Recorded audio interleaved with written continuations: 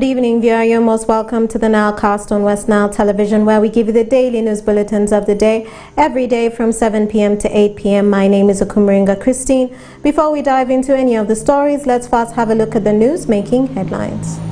In the headlines tonight, Peacock launches a live report for Maracha District.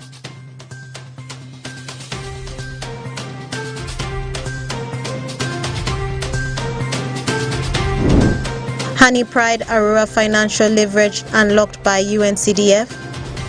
This project here is benefiting members in this community in terms of providing market.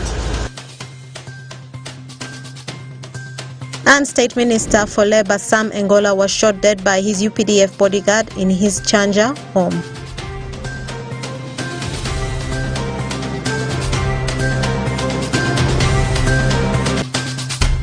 It's Tuesday, the 2nd of May, 2023, and you're most welcome to the Nilecast on Westnile television.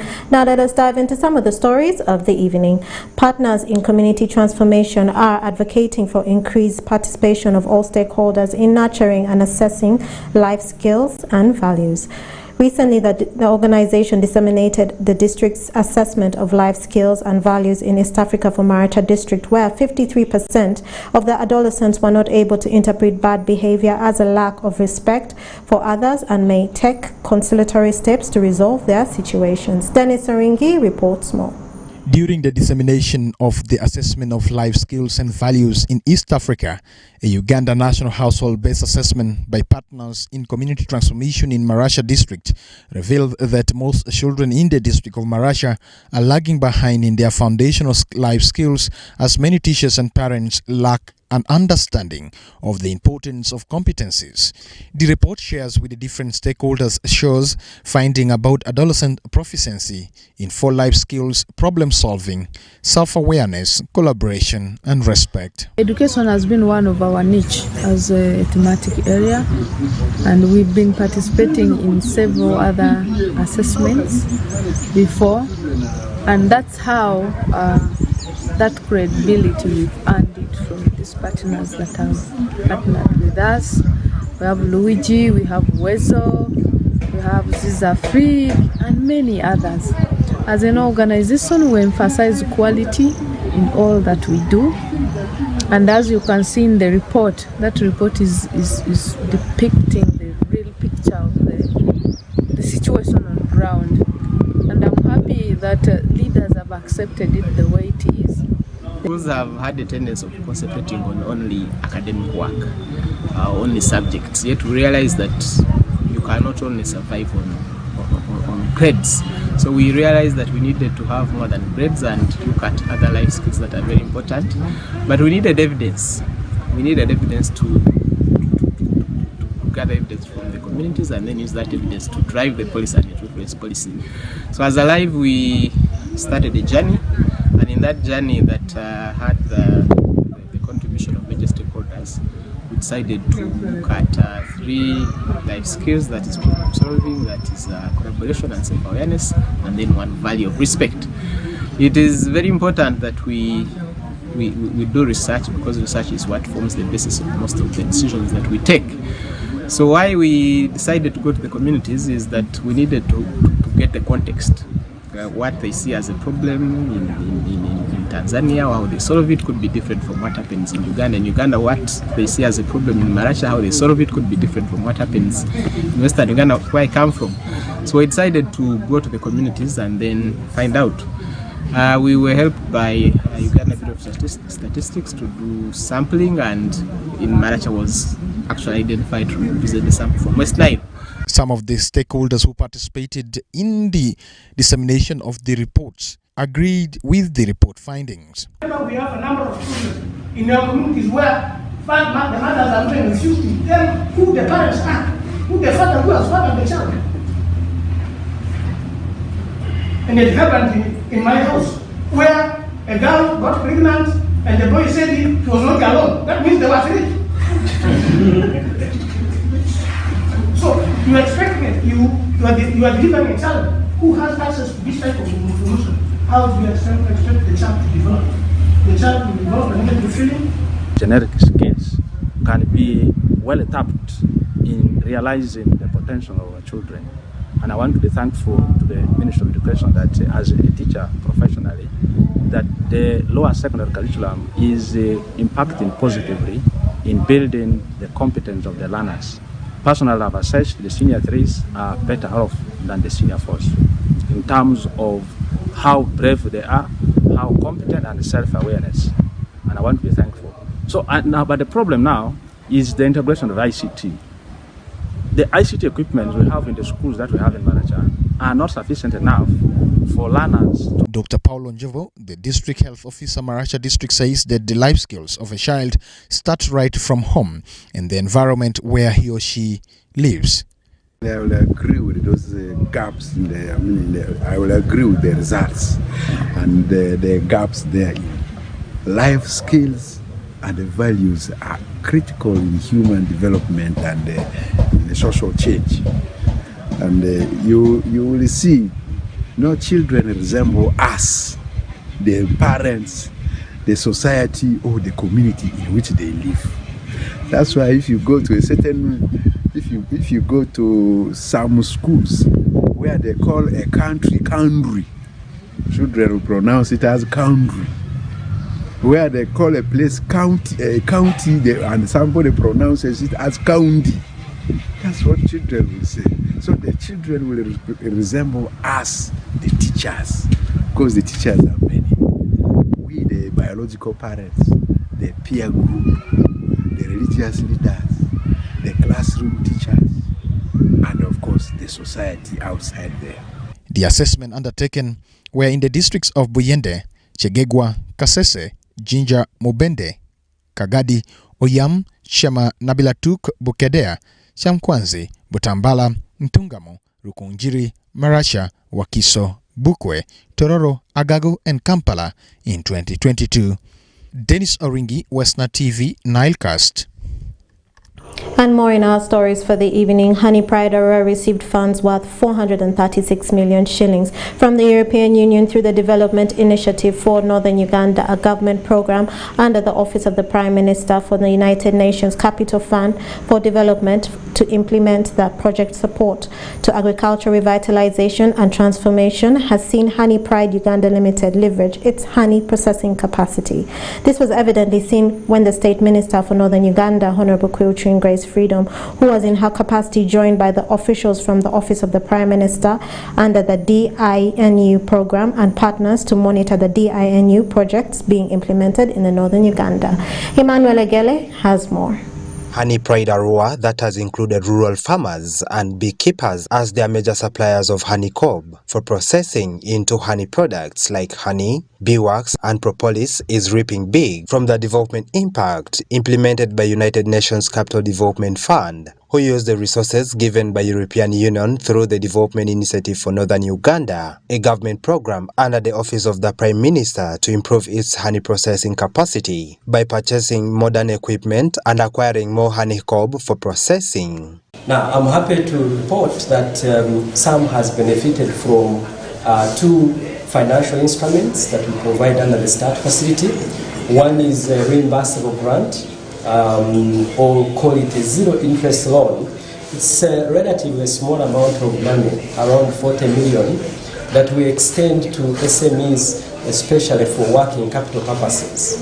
And this became even more necessary during COVID, when SMEs were locked down, they had limited cash flows, they were struggling.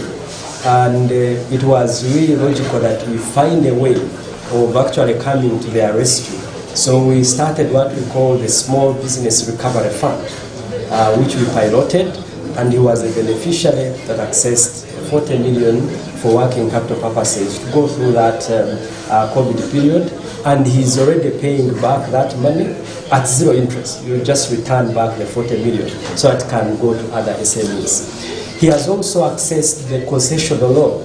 This is from Uganda Development Bank to refurbish this facility, as you can see it, modernize the honey processing equipment, the honey storage machinery, and is going to tour you around. You will see all that was done using the START facility concessional loan through UDB, which is available at 10% interest rate.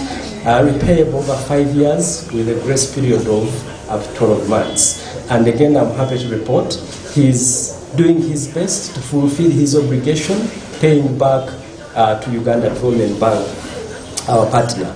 We have also supported him in post-investment BDS support so that we actually concretize his especially financial management.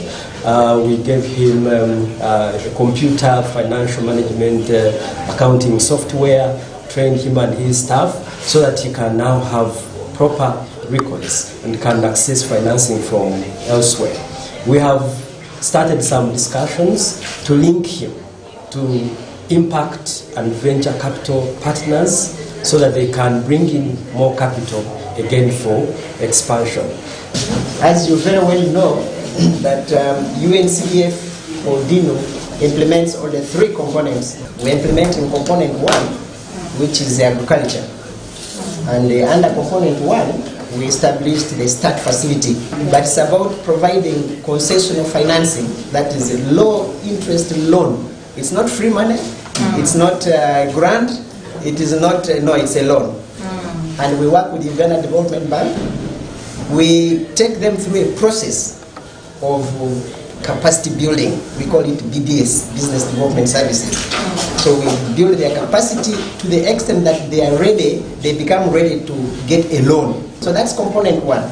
And we have about 38 SAMs and about 21 who have received financing, like some bigger, some smaller, some all categories scattered entire northern Uganda.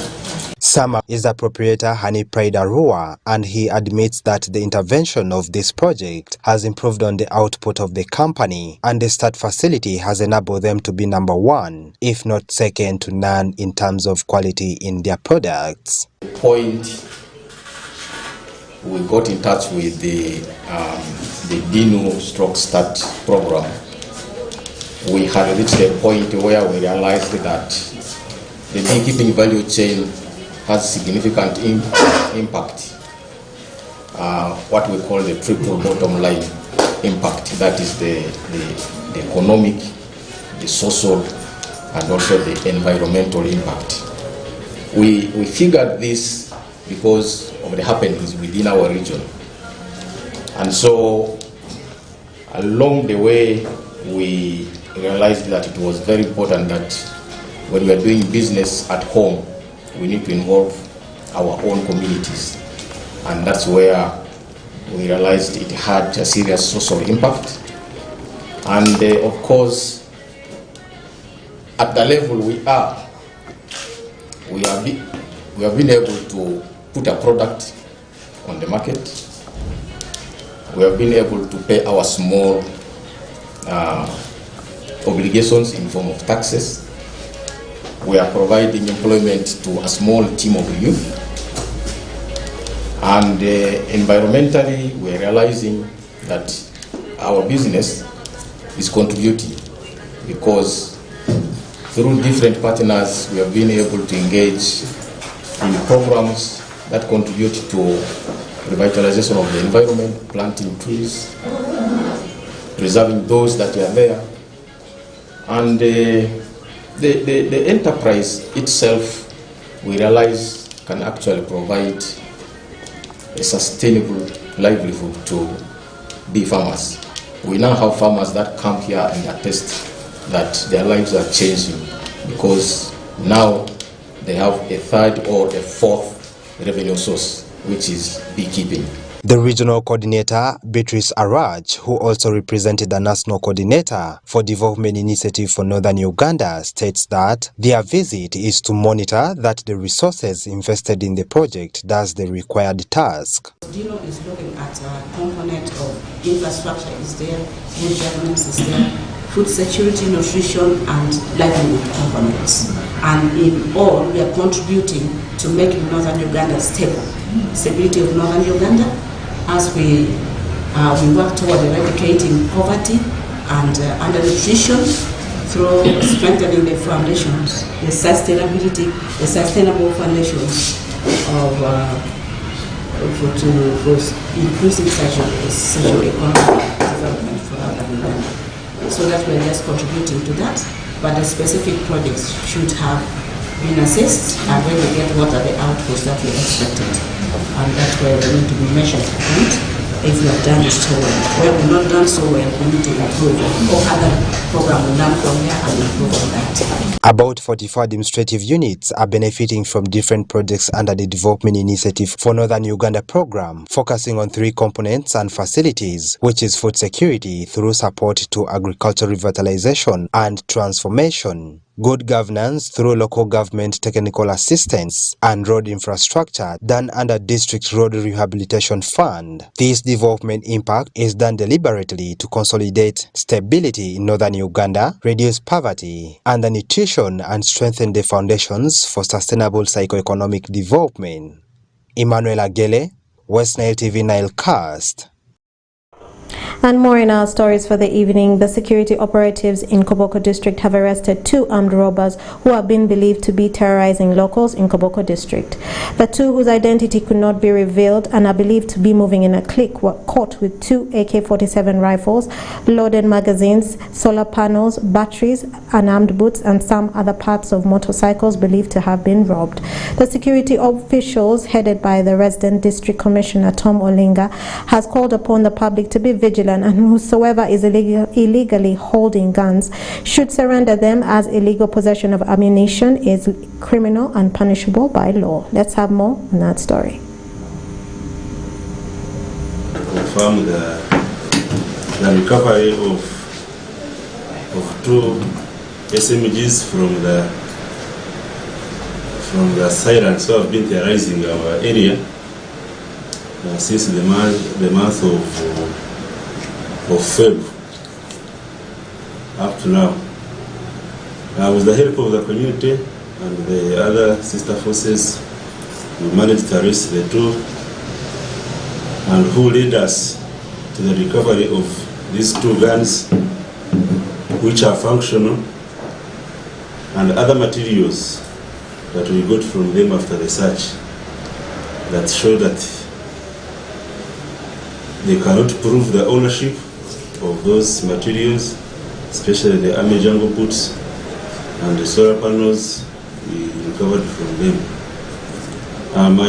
My humble appeal to the public is to continue working with us, the police, and other security agencies by reporting such assailants whenever they see them within their areas. We have registered a breakthrough as far as giving accountability to the people of Koboko, as far as some incidences of armed robberies have been taking place in the district and in the municipality to be particular. This tendency of robberies began in February 2023.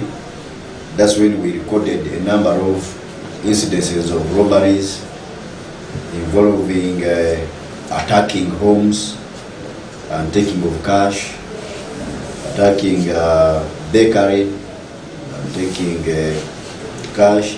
But the common one has been the armed robbery of the bikes.